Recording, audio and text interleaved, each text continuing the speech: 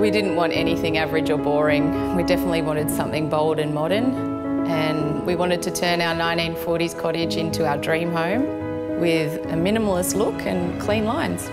Hardie Fine Texture Cladding helped us achieve our dream.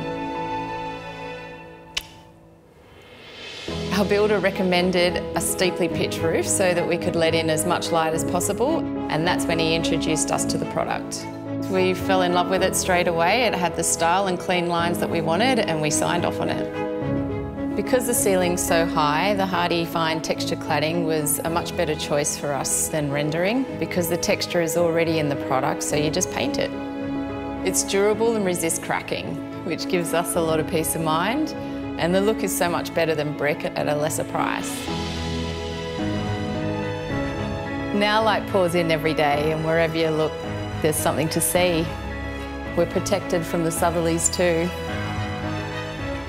We're just thrilled that a vision that started with a photo on Pinterest has taken us on a journey and has led us to our dream home.